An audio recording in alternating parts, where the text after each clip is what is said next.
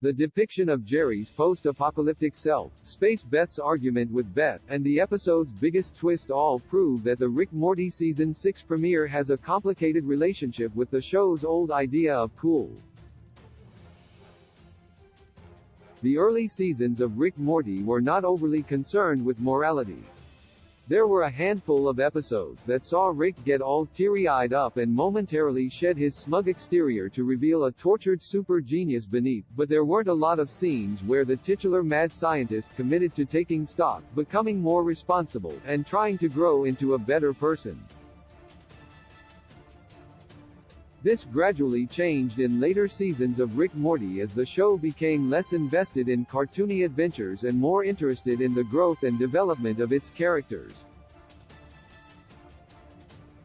The power imbalance present between Rick and Morty since the pilot was deconstructed throughout Rick Morty Seasons 4 and 5 as the ugliness underpinning Rick's slick hyper-intelligence became more apparent. By the end of Rick Morty Season 4, Rick's status as the smartest, coolest super genius alive didn't hide the fact that he was despised by his own family, and the character was forced to face the consequences of his actions throughout Rick Morty Season 5. Now, Rick Morty's Solurix Season 6, Episode 1, proves that Season 5 was only the beginning of Rick and Morty's characters reckoning with the consequences of what the show once considered cool. The original universe twist that the more competent, tougher Cronenberg Jerry lost his wife and child to an unforgiving post-apocalyptic wasteland, only to then die at the hands of Rick, proves that Rick Morty's idea of a hero has seen real growth in the intervening years. Meanwhile, Rick Morty Season 6's focus on the Smith family working together shows how much the series had left Rick's status as a lone wolf behind, allowing the character to open up to those around him as his amoral, uber-competent original self becomes the villain of Rick Morty Season 6. Rick Morty Season 1's idea of cool. In Rick Morty Season 1, the morality of the show was a lot simpler. Rick, the unhinged super genius who used his grandson to complete amoral missions for his own ends, was cool. The only way a weak-willed pushover like Jerry could hope to become cool was via a cataclysmic event that turned him into a cold-blooded killer.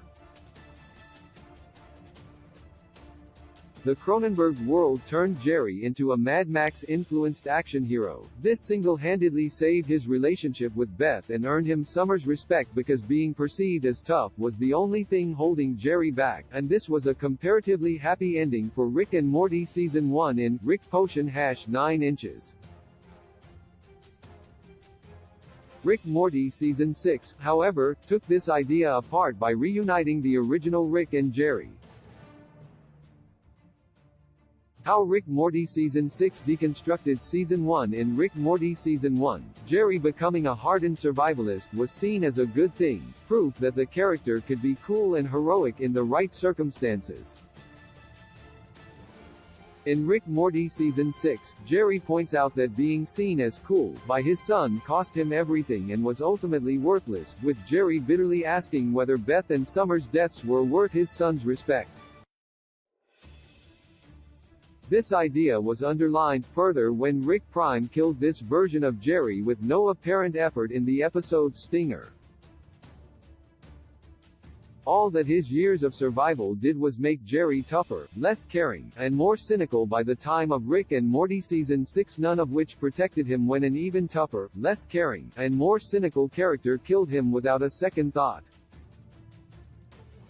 As if to prove this point, this version of Jerry was willing to abandon his son in the inhospitable Cronenberg's wilderness and ended up paying dearly for this decision, while the less traditionally tough or cool Morty heroically opted to save Rick from evil Morty in Rick Morty's Season 5 finale. Space Beth vs. Beth addressed Rick Morty's old theme, the idea that Rick Morty's old conception of coolness and heroism was mostly just emotional distance was reaffirmed by Summer's admission that she only finds Space Beth cool because she's a rarely encountered novelty. The fact that Summer had to intervene and save both versions of her mother proved, like Rick Prime killing the tougher Jerry, that Rick Morty's old conception of heroic toughness didn't provide a particularly useful skill set. Rick and Morty's Space Beth seems tougher and more competent than Domestic Beth, as Summer named her, but both characters ended up semi-digested by a space worm thanks to a petty argument distracting them. How Rick Morty changed its idea of heroism. Perhaps the most notable refutation of Rick Morty's old idea of cool is seen in the character of Rick Prime, where Rick Morty's villain, Evil Morty, was revealed to be a well-intentioned extremist who wanted to stop endless Ricks from ruthlessly exploiting endless Mortys across endless realities. Rick Prime is a much more unambiguously evil figure who revels in his power and appears to taunt, torture and kill his enemies for no reason at all. The fact that the original super genius Rick is revealed to be the Rick who murdered his family shows that Rick Morty Season 6 has fully moved on from its Season 1 conception of heroism. The same things that made the amoral cynic so unstoppable and easy to root for in Rick Morty Season 1, his irreverent attitude toward death and destruction, his hyper-competence, his uncaring affect, are now seen as character flaws that make him a monstrous villain willing to kill anyone for no reason.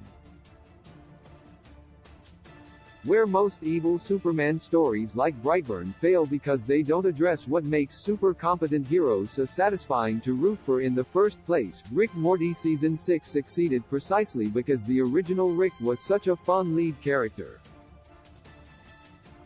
In Rick Morty Season 1, Rick's callous disregard for the feelings, belongings, and lives of others made him charming, and the effortless ease with which he dispatched anyone who inconvenienced him made him an unstoppable force.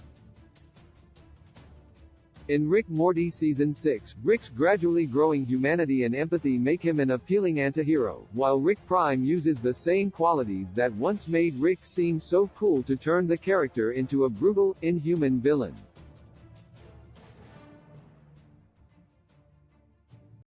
With a gentle touch, you tell me what all love I have to say.